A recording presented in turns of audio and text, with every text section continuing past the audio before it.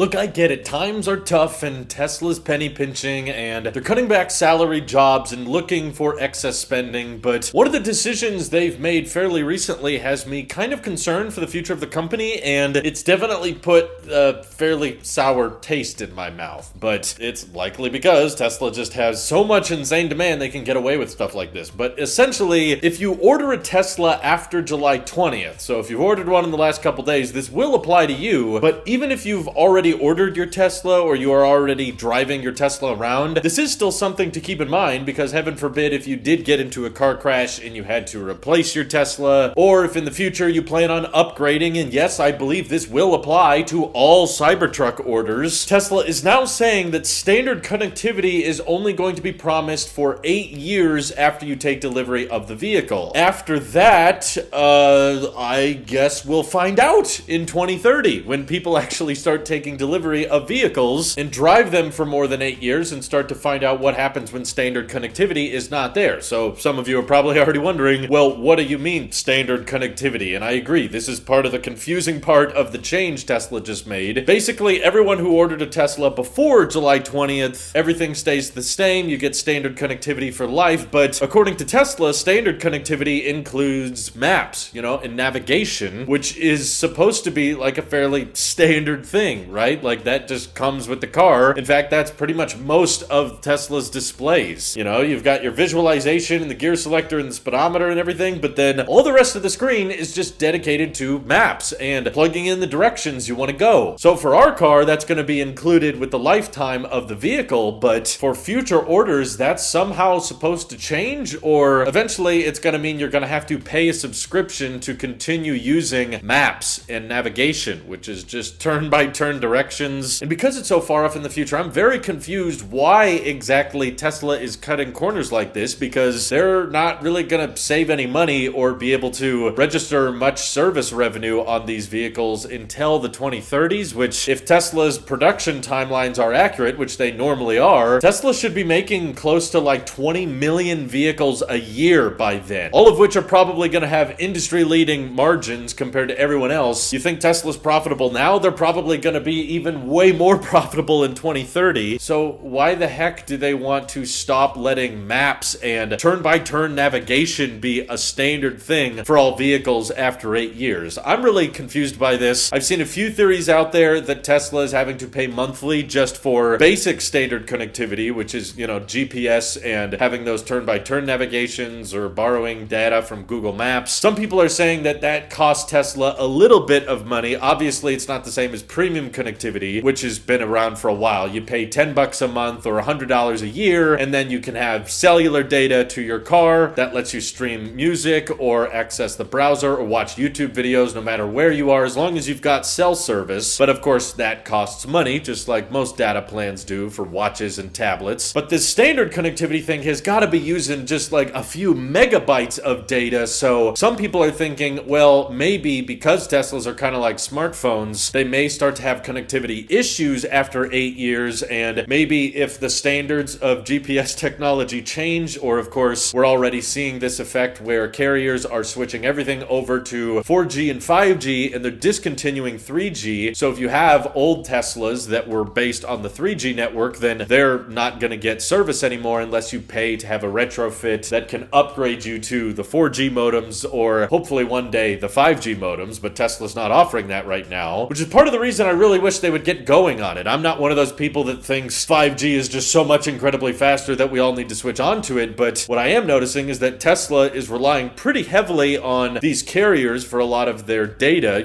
For some people with premium connectivity, that's how they monitor the car, through live Sentry mode, and that's how they watch YouTube on the go. And if we keep relying on these carriers for premium connectivity in our cars, we're setting ourselves up for disappointment when a lot of us are planning on owning these cars for, 10, 20, maybe 30 years. I know I want to get my car to that length. Heaven forbid we never get it totaled. I would love to see how the lithium iron phosphate in our batteries age after like 20 or 30 years of ownership. But the truth is, we're going to have 5G and probably 6G and 7G by then. So it's probably in Tesla's best interest to try to switch over to those new modems as quickly as they can in today's vehicles. Otherwise, they're just kind of making more work for themselves in the future with offering more and more retrofits. And maybe they realized, like, in terms of legality, if you start start promising standard connectivity for life of the vehicle, that could be an expensive promise if in the future the standards change and providing maps and GPS data is gonna end up being more expensive than Tesla realizes. So I hope this is just one of those like legality fine print ways of covering themselves, and maybe if the current tech Tesla's using in their vehicles continues to work into 2030, they'll continue to let you have maps and GPS navigation into the future. But I do have to admit, if it's not that, and this is just another way of Tesla to milk some more revenue out of older vehicles and maybe try to diminish the resale value of Teslas after 8 or 10 years, and they're just going to start pushing more and more subscriptions on people moving forward, that makes me a lot less interested in buying more Teslas in the future. If it's going to turn out to be like, okay, it's really nice for the first few years, and then down the road they start charging you extra for things that used to be standard, that would definitely start to annoy me. Not so much on a we can't afford this type of issue, but it's more of like the principle. Like, I made a pact to myself, and I'm not sure I've talked about it on this channel before, but in previous Tailosive EV podcasts I've mentioned that the one thing that would prevent me from buying Teslas in the future is if they started paywalling features that used to be standard with my vehicle. So charging extra for standard connectivity, which is just navigation in the future, that isn't annoying enough to prevent me from buying one ever again. But if they ever start pushing that further, and like I've been driving my car, loving it, enjoying it for like 8 years, and then they start like limiting my range or software limiting my charging speed, and it's not for the battery health or anything, it's just for we want more money out of you, so we're gonna have to start charging extra for you to access what came with your vehicle. If they start doing that and it's like you don't really own the car because they can just via software start locking things, that's gonna rub me the wrong way. And I don't view full self-driving that way. I don't view premium connectivity that way. Obviously, there's certain features that cost a lot of money for Tesla to develop, and they charge extra to support the maintenance of those software features. But if it's basic stuff like that that they could easily leave on, but they just want to have thicker margins on me as a customer years down the road, yeah, I'll be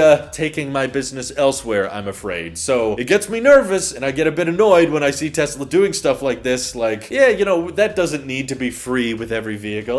You can pay extra for that down the road, especially considering we don't know how much it's going to cost to have standard connectivity in the future, and we have no idea what the software or what the display is going to look like once standard connectivity is gone. That feels so backwards, right? It's a standard thing. It's supposed to be included with the vehicle, and now it's just with the first 8 years of the vehicle. You know, if this trend continues, maybe it turns into only after 4 years of ownership. Maybe a couple years down the road, they say all new Tesla orders only come with 2 years of standard connectivity, and then you got to pay $5 a month or $10 a month to unlock all this stuff again. So it's a slippery slope, and this is maybe just the start of it that has me a little bit worried. But I hope if there's enough backlash on it, or Tesla starts seeing a lot of people complain about it, they'd be willing to walk it back in the future, assuming that our hardware in our vehicles are still able to work with existing satellites and Google Maps features and all of that. How do you guys feel about standard connectivity only being standard for 8 years with the vehicle? And would you pay extra money in the future to retrofit your vehicle to have 5G modems or 6G modems, which we should probably talk about if we're thinking of owning these electric vehicles for 10, 20, 30 years. They can do a lot more than our old gas cars can, but that means that the tech in them can get dated a lot faster. All that good stuff. Let me know what you're thinking down below. And thanks to everyone on Patreon supporting this channel directly. Seriously, helps me out a ton, as does just watching these videos. So thanks again. Have an excellent rest of your day.